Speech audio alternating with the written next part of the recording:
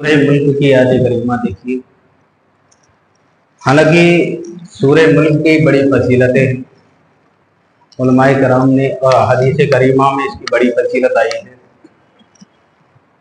ایک یہ ہے کہ جو بھی شخص سورہ ملک کو سونے سے پہلے پڑھتا ہے روزانہ بلا ناغہ، تو اللہ رب العزت اس کے قبر میں اندھیرا نہیں ہونے دے اور اس کی مغفرت فرمائے، اور یہی سورہ ملک جو ہے اس کی مغفرت فرمائے۔ اس کی بڑی فضیلتیں آئی ہیں، اسے پڑھنا چاہیے۔ تبارک الذی بیدہ الملک وہو علی کل شیء قدیر، بڑی برکت والا ہے وہ جس کے قبضے میں سارا ملک۔ بڑی برکت والا ہے کون ہے؟ جس کے قبضے میں سارا ملک ہے۔ سارا ملک یہ زمینی اعتبار سے پوری روئے زمین تحت الثری تک اور ثریا تک، عرش کرسی تک، ہر چیز کا مالک اللہ ہے۔ جو چاہے کرے، جسے چاہے عزت دے، جسے چاہے ذلت۔ وہو علی کل شیء قدیر، اور وہ ہر چیز پر قادر ہے، ہر چیز پر قادر ہے۔ اب یہاں پر جو ہے ایک اعتراض ہوتا ہے، وہاں کو میں آپ کو بتا دوں تھوڑی ذہن نشینی کے لیے۔ اسی میں بہت سے لوگ گمراہ ہو جاتے ہیں۔ آج ایک بڑی پتے کی بات بتاتا ہوں، شاید آپ لوگوں نے آج سے پہلے یہ نہیں سنی۔ یہ قرآن ہے جو ہمارے ہاتھوں میں، یہ قرآن کس کے لیے آیا ہے؟ ہدایت کے لیے۔ اس کا ایک ایک حرف، ایک ایک زبر برحق ہے، نہ کوئی تبدیلی ہوئی ہے نہ تبدیلی ہوگی۔ آج میں ایک ذہن صاف کرنا چاہتا ہوں، یہ قرآن ہے جو ہدایت کے لیے آیا ہے۔ یہی قرآن پڑھنا چاہیے، اور سب سے اہم بات یہ کہ پڑھانے والا کون ہے وہ دیکھنا چاہیے۔ اگر یہی قرآن تم دہریہ سے پڑھو گے، کمیونسٹ سے، تو وہ تمہیں کمیونسٹ بنا دے گا۔ رافضی سے یہ قرآن پڑھو گے تو تمہیں رافضی بنا دے گا۔ قادیانی سے تم یہی قرآن پڑھو گے تو وہ تمہیں قادیانی بنا دے گا۔ قدری اور جبری سے تم یہ قرآن پڑھو گے تو وہ تمہیں قدری اور جبری بنا دے گا۔ اور یہی قرآن جب تم اہل سنت والجماعت کی کسی عالم سے پڑھو گے تو یہی قرآن تمہیں عاشق رسول بنا دے گا۔ تو مین بات یہ نہیں کہ قرآن ہم پڑھ لیتے ہیں، ہم نے پڑھا، مین بات یہ ہے کہ پڑھانے والا ہے کون، پڑھانے والا ہے کون، سمجھانے والا کون ہے، یہ مین بات ہے۔ کیونکہ تم جس سے پڑھو گے، جیسا پڑھو گے، وہ تمہیں بنا دے گا ویسا ہی، جو جیسا ہے ویسا بنا دے گا۔ مگر قرآن میں کوئی تبدیلی نہیں۔ قرآن وہ بھی پڑھتا ہے، قرآن تم بھی پڑھتے ہو، قرآن میں بھی پڑھتا ہوں، مگر وہ اپنے حساب سے پڑھائے۔ اس لیے قرآن نے کہا یضل بہ کثیرا ویہدی بہ کثیرا، اسی قرآن سے بہت سے لوگ ہدایت پاتے ہیں اور بہت سے لوگ گمراہ ہو جاتے ہیں، بہت سے لوگ گمراہ ہو جاتے ہیں۔ اس لیے قرآن جب بھی، اگر تم کسی یوٹیوب پر کسی کی اگر ویڈیو سنتے ہو تو پہلے یہ دیکھو کہ ہے کون۔ گوگل پر جہاں پر بھی تم سرچ مارتے ہو، اہل سنت والجماعت کی ویب سائٹ بہت کم ہے، کہ ہمیں افسوس ہے۔ دوسرے لوگوں کی ویب سائٹ یوں کھل کے آ جاتی ہے اور اسی میں لوگ گمراہ ہو گئے، سمجھے۔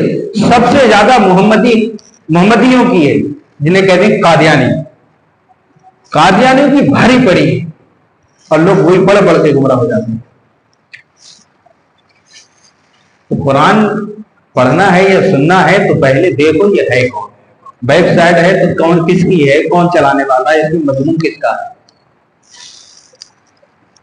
الذی خلق الموت والحیات لیبلوکم ایکم احسن عملا وہو العزیز الغفور، وہ جس نے موت اور زندگی پیدا کی کہ تمہاری جانچ ہو تم میں کس کا کام زیادہ اچھا ہے، اور وہی عزت والا بخشش والا. دیکھیے قرآن میں نے ابھی اس رمضان میں کئی بار آزمائش کی بات ہوئی. اب یہ نہ سمجھیں کہ کئی بار ہمارے دلوں میں یہ بات ہوتی ہے کہ ہم ہی کیوں پریشانی میں ہیں, مسلمان ہی کیوں پریشانی میں ہیں. جب دیکھو مسلمان پریشانی میں ہیں تو ایک بات سمجھ لو, آزمائش کا ذکر بھی تو ہمارے قرآن میں جگہ جگہ آیا ہے. امتحان کا ذکر, آزمائش کا ذکر تو بار بار ہمارے سامنے لگا ہوا ہے. ہمارا قرآن یہ کہہ رہا ہے تمہیں آزمایا جائے گا. کیسے بھی آزمایا جائے کہ تم میں سے کس کا کام اچھا ہے, کون کیا کرتا ہے, اور وہی عزت والا بخشش والا. اب دیکھیے یہاں پر یہ بات ہوئی اس کی قدرت کی, اس کی قدرت کی بات ہو گئی, موت و زندگی کا مالک بھی وہی ہے. اب دیکھیے کیا بات ہو رہی ہے, الذی خلق سبع سماوات طباقا. اب دیکھیے اس کی قدرت کاملہ, اس کا طاقت, اس کا پاور, جس نے 7 آسمان بنائے ایک کے اوپر دوسرا, ایک کے اوپر دوسرا. ما تری فی خلق الرحمن من تفاوت. تو رحمان کے بنانے میں کیا فرق دیکھتا ہے, یہ دیکھی کیا چیز ہے, یہ غور و فکر کرنے کی بات ہے. یعنی آسمانوں کی پیدائش سے قدرت الہی ظاہر ہے کہ اس نے کیسے مستحکم, استوار, مستقیم, مستوی, متناسب بنائے. یعنی آسمانوں کو بالکل ہی برابر بنایا, نہ ٹیڑھا نہ ادھر نہ ادھر, جیسا چاہیے ویسا ہی اس نے آسمان کو بنایا ہے. اس بناوٹ میں رب کی یہ بناوٹ ہے, اس میں تمہیں کیا فرق نظر آتا ہے؟ ہمیں کوئی فرق نظر آتا ہے, بلکہ اس کی قدرت کاملہ کا پتہ چلتا ہے کہ کوئی بھی دنیا کا انجینئر بڑے سی بڑی چھت بغیر پلر کے نہیں لگا سکتا, مگر اللہ نے آسمان بغیر پلر کے بنایا. یہ شان قدرت ہے اس کی. فرجع البشر هل ترى من فطور. تو نگاہ اٹھا کر دیکھ کہ تجھے کوئی رخنا نظر آتا ہے. یعنی تو نگاہ اٹھا کر دیکھ, تجھے کوئی رخنا نظر آتا ہے, یعنی کوئی چھید نظر آتا ہے آسمان میں. آسمان میں کوئی چھید نظر آتا ہے, کوئی کمی نظر آتی ہے, کچھ نہیں نظر آتا. ثم ارجع البشر كرتين ينقلب اليك البشر خاسئا وهو حسير. پھر دوبارہ نگاہ اٹھاؤ, ایک بار نہیں پھر دوبارہ نگاہ اٹھاؤ, اس لیے اور بار دیکھ, نظر تیری طرف ناکام پلٹ آئے گی تھکی مانی. یعنی تو جتنی بار اٹھا کر کے کمی دیکھنا چاہے گا مگر تجھے کوئی کمی نظر نہیں آئے گی, تیری نگاہ تھک ہار کر کے واپس آ جائے گی. مگر رب کی بنائی ہوئی چیز میں کوئی کمی نظر نہیں آئے گی. وَلَقَدْ زَيَّنَّا السَّمَاءَ الدُّنْيَا بِمَصَابِيحَ وَجَعَلْنَاهَا رُجُومًا لِلشَّيَاطِينِ وَأَعْتَدْنَا لَهُمْ عَذَابَ السَّعِيرِ. اور بے شک ہم نے نیچے کے آسمان کو چراغوں سے آراستہ کیا.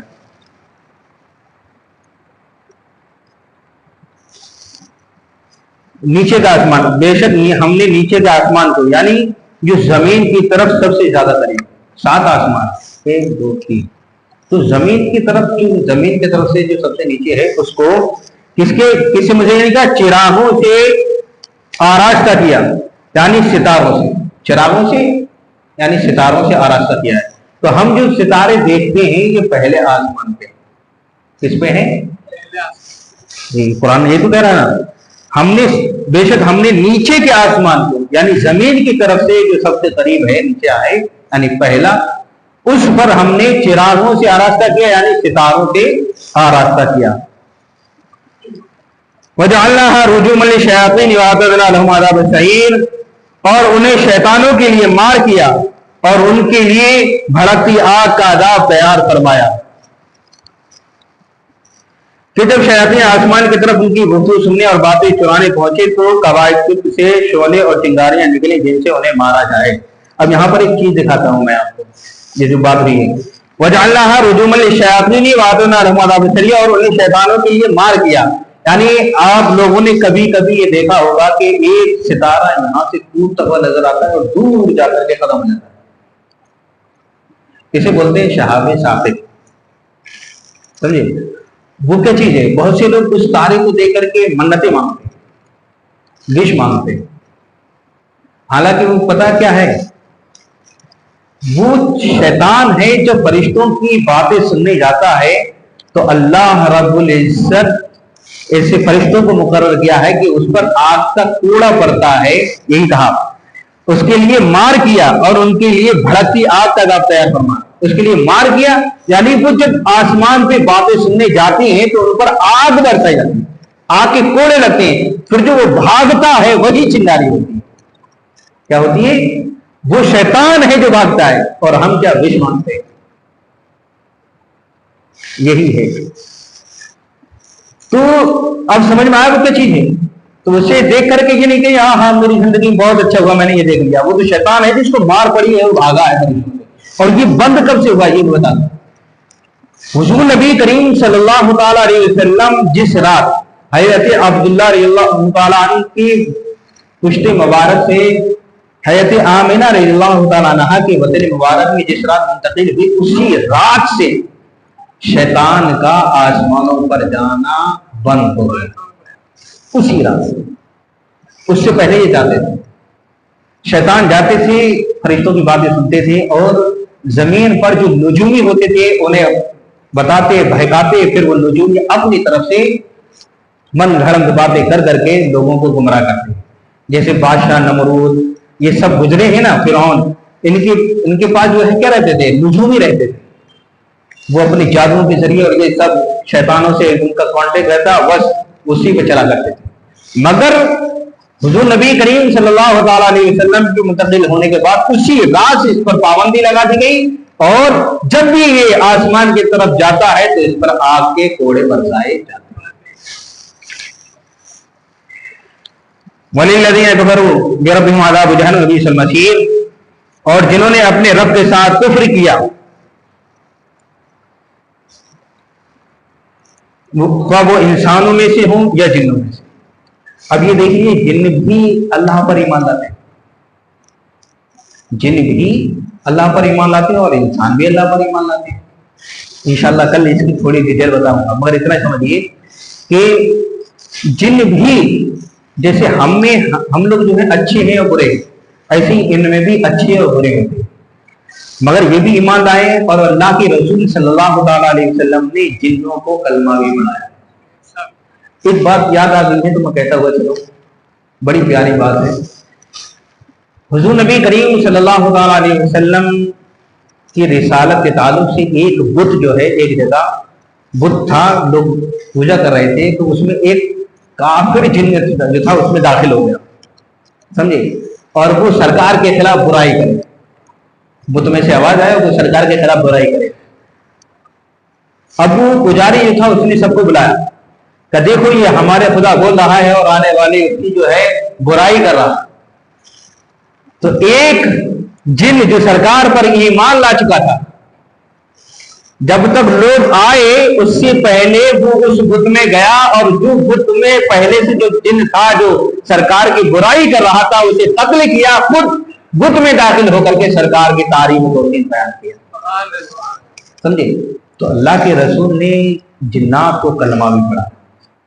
جنات بھی بہت اچھے اچھے ہوتے ہیں، ایسا نہیں سب برے نہیں ہوتے، جیسے سب انسان برے نہیں ہیں ایسے ہی سارے جن بھی برے نہیں ہیں۔ ان کے لیے جہنم کا عذاب ہے اور کیا ہی برا انجام۔ اذا القوا فیہا سمعوا لہا شہیقا وإذا تقول، جب اس میں ڈالے جائیں گے ان کا ریگنا سنیں گے کہ جوش مارتی ہے، معلوم ہوتا ہے کہ شدت غضب میں پھٹ جائے گی۔ کلما لقی فیہا فوج سألہم خزنتها ألم یأتکم نذیر، اس کے داروغہ جب کبھی کوئی گروہ اس میں ڈالا جائے گا، اس کا داروغہ ان سے پوچھے گا کیا تمہارے پاس کوئی ڈر سنانے والا نہ آیا تھا؟ تو کہیں گے قالوا بلا قد جاء نذیر فکذبنا وقلنا ما نزل الله من شيء إن أنتم إلا في ضلال كبير، کہیں گے کیوں نہیں، بے شک ہمارے پاس ڈر سنانے والے تشریف لائے، پھر ہم نے جھٹلایا اور کہا اللہ نے کچھ نہیں اتارا۔ ان انتم الا فی ضلال کبیر، تم تو نہیں مگر بڑی گمراہی۔ بہرحال یہ ہے کہ جب بھی کوئی گروہ جہنم میں ڈالا جائے گا تو جہنم کا دورہ ان سے پوچھے گا کیا بات تھی کہ تم جہنم میں جا رہے ہو، کیا تمہارے پاس کوئی ڈر سنانے والا نہیں آیا تھا؟ تمہیں یہ بتانے والا نہیں آیا تھا کہ آخری نبی کون ہے؟ تمہیں یہ بتانے والا نہیں آیا تھا کہ سچائی کیا ہے، اچھائی کیا ہے، برائی کیا ہے؟ کیا تمہارے پاس یہ قرآن کا درس دینے والا کوئی نہیں آیا تھا، یا تم تک جو ہے اللہ کی وحدانیت پہنچانے والا کوئی نہیں آیا تھا؟ تو وہ کہیں گے قالوا بلا، کیوں نہیں، کیوں آیا تھا، مگر ہم نے ان کو جھٹلایا۔ کیا ہم نے ان کو جھٹلایا، اور جھٹلانے کا انجام یہ ہے کہ ہم پر کچھ بھی نہیں چھوڑا، ہمیں جہنم میں داخل۔ تو یہ ضروری ہے، ایک مسئلہ سمجھو، یہ ضروری نہیں اگر آدمی پہاڑ پر بھی رہ رہا ہے یا کنویں میں بھی رہ رہا ہے، اس تک کوئی آدمی نہیں پہنچ رہا ہے، پھر بھی اللہ نے اسے یہ عقل دی ہے کہ وہ غور و فکر کرے کہ کیسے یہ کائنات چل رہی ہے، اور اس کائنات کو چلانے والا کون ہے؟ جو چلانے والا ہے وہی اللہ۔ اس سے جب پوچھا جائے کہ اس کائنات کا مالک کون ہے، تو وہ یہ کہے اس کے چلانے والا کوئی ایک ہے، وہ اللہ ہے، بس اس کے لیے یہی اتنا کافی۔ مگر اسے یہ نہیں کہہ سکتا کہ مجھے اسلام کی دعوت نہ پہنچے، وہ یہ کہہ کر کے چھٹکارا نہیں پا سکتا، بلکہ اللہ نے تجھے عقل سلیم دی ہے، تجھے یہ غور و فکر کرنا ضروری تھا کہ غور و فکر کرتا کہ اس کو چلانے والا، ہر چیز کو اپنے برابر انجام پر کام دینے والا کوئی تو ہے، اور جو دے رہا ہے وہی اللہ ہے۔